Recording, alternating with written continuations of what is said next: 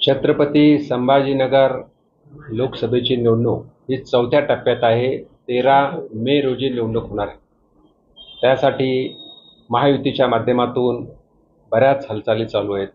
आम्ही सुद्धा भारतीय जनता पार्टीचे आमचे नेते माननीय देवेंद्रजी फडणवीस साहेब यांची पदाधिकाऱ्यांनी जाऊन भेट घेतली आणि भेट घेतल्यानंतर या जागेबद्दल आणखी रस्सीखेच चालू आहे. भारतीय जनता पार्टीने सुद्धा या जागेची मागणी केलेली आहे. त्याचबरोबर शिवसेनेने सुद्धा या जागेची मागणी केलेली आहे. शिवसेना अर्थात शिंदे साहेबांची शिवसेना, बाळासाहेबांची शिवसेना. एकंदरीत माननीय मुख्यमंत्री शिंदे साहेब असतील, माननीय उपमुख्यमंत्री देवेंद्रजी फडणवीस साहेब असतील आणि अजितदादा पवार साहेब असतील, हे सर्वजण बसून निर्णय घेतील. पण ह्या बैठकीमध्ये आम्ही एकच मागणी केली आहे, कुठल्याही परिस्थितीमध्ये महायुतीमध्ये निवडून येणारा उमेदवार जो तुमच्या सर्वेमध्ये असेल, त्यांच्या IB रिपोर्टमध्ये असेल, पोलीस रिपोर्टमध्ये असेल, असा एक उमेदवार द्यावा जो सर्वसमावेशक असावा, अशी आमची मागणी आहे. आणि ते तसं तर करणारच आहे. त्याच्याला काही तुम्हाला असं वाटत नाही की तुमचे प्रतिस्पर्धी जवळपास निश्चित झाले, उमेदवार इम्तियाज जलील, चंद्रकांत खैरे जवळपास कामाला लागलेले, त्यांनी आघाडी घेतली प्रचाराची, तुम्ही मागे पडताय? हो, म्हणजे शिवसेना उद्धवजी गटचे उमेदवार चंद्रकांत खैरे अजूनही जाहीर झालेले नाही. आत्ताच मला फोन आला होता की अजून उमेदवार पक्का नाही आहे. प्रचाराला लागलेले. पण प्रचारात जर लागेल तर ते आता प्रचाराला लागले. कधी? 8 दिवसापासून. आम्ही 3 वर्षापासून प्रचाराला लागलो आणि 3 वर्षापासून नावाने लागलो. पण जसे मोदी साहेब प्रधानमंत्री झाले 2019 साली, तेव्हापासून सातत्यानं जनतेमध्ये जाऊन जनतेची कामं करून मोदी साहेबांच्या माध्यमातून वेगवेगळ्या स्कीम जे होत्या त्यामध्ये लोकांना फायदा कसा होईल हे सर्व करून आम्ही मागच्या 5 वर्षापासून कामाला लागलोय. आणि नक्कीच माननीय प्रधानमंत्री मोदी साहेबांच्या नेतृत्वामध्ये केंद्रातल्या वेगवेगळ्या स्कीम्स हे गोरगरिबापर्यंत, शेतकऱ्यापर्यंत, महिलापर्यंत, युवापर्यंत पोहोचलेले आहेत आणि लाखो लोकांना त्याचा फायदा झालेला आहे. आम्ही कामाला झालो. आता कामाला लागले तरी त्यांची उमेदवारी जाहीर झाली. तुम्ही 3 वर्षापासून काम करताय, तुम्हाला अजूनही लटकून ठेवलं असं म्हणता येणार नाही. कारण निर्णायक प्रोसिजर आहे. भारतीय जनता पार्टी हा मोठा पक्ष आहे.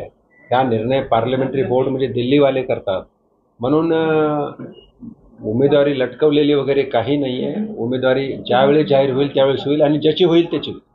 पण आमचा संकल्प आहे कुठल्या परिस्थितीमध्ये या इथला लोकसभेचा खासदार इम्तियाज जलील यांना घरी बसवणं आणि माजी खासदार जो कोणी असतील, चंद्रकांत खैरे असतील किंवा उबाटाचा जो कोणी उमेदवार असेल, त्यांच्या विरोधात निवडून भारतीय जनता पार्टी, शिवसेना, शिंदे साहेबांची गट यांचा उमेदवार आणि राष्ट्रवादी अजितदादा गट यांचा उमेदवार म्हणजे महायुतीचा उमेदवार निवडून आणणं ही आमच्या सर्वांची प्रयत्नातून. दावेदारी अजून भाजपची दावेदारी स्ट्रॉंगली आहे.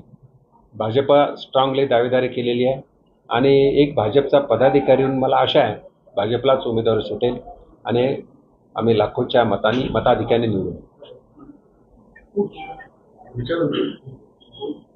काँग्रेसची खाती गोठवलेली आहे आणि पृथ्वीराज चव्हाण असं म्हणाले की आमच्या कर्मचाऱ्यांचा पगार द्यायला पैसे नाही. ते काँग्रेसची काठी गोठवली वगैरे हे सर्व सरकारचं म्हणजे त्या बँकेचं काम आहे. हे काही सरकारने थोडंच काठी गोठवलेली असतात. त्यांनी केलेल्या कामाचा हा परिणाम असतो. आणि पक्ष वेगळं, सरकार वेगळं. सरकार सरकारचं काम करतं, पक्ष पक्षाचं काम करतो. म्हणून त्यांच्या पृथ्वीराज चव्हाणांचा प्रश्न आहे, तो पक्षाचा प्रश्न आहे. आमचा काही संबंध नाही. विनोद पाटील हे सुद्धा असं म्हणाले की माझ्या विजयाचं गणित फक्त आहे आणि मी लोकसभा आता निवडणूक. ठीक आहे ना, त्यांचा विषय तो. ही लोकसभा ही निवडणूक जनतेची निवडणूक असल्यामुळे जो इच्छुक आहे तो उभा राहू शकतो आणि ते प्रत्येकाचे आपले गणित असतात. प्रत्येकजण आशावादी असतो. मला माहीत आहे नगरपालिकेला सुद्धा, एखाद्या नगरपालिकेला सुद्धा जो कोणी उभारतो तर तो आशावादी असतो, आपण निवडून यायचं आहे.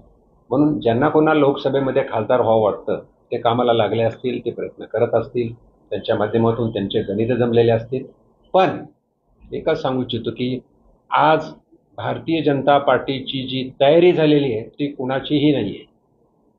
इथं लोकसभा प्रवास अंतर्गत 2 वर्षापासून केंद्रीय मंत्री भूपेंद्र यादव सारखे मोठे नेते सातत्याने या शहरात आलेले. या लोकसभेसाठी. बूथ रचना 1892 बूथवरती आमची बूथ रचना आहे. आमचे वॉरियर्स तयार आहेत. त्याहीपेक्षा आमचे 12 लाख लाभार्थी आमच्याकडे माहीत आहेत आम्हाला कोण येते. 12 लाख लोकांना लाभ मिळालेला आहे त्याच्यामध्ये. हे सगळी तयारी भाजपने केलेली आहे. हे कुणाचं कोण इलेक्शनमध्ये शेवटी इलेक्शन हे आम्ही युद्ध समजतो आणि ते बूथवर शिवसेनेची तयारी एवढी नाही असं म्हणायचं. शिंदे गटाची तुमची एवढी तयारी नाही. मी शिंदे गट हे आमच्या महायुतीमध्ये आहेत म्हणून त्यांच्यावर काही कॉमेंट करणार नाही. त्यांची तयारी असेल नसेल शेवटा त्यांचा उमेदवार असेल तर आम्ही काम करणारच. आम्हाला या शहराचा खासदार लोकसभेचा मोदी साहेबांच्या मागे प्रधानमंत्र्यांच्या निवडणुकीच्या वेळेस हात वर करणारा पाहिजे.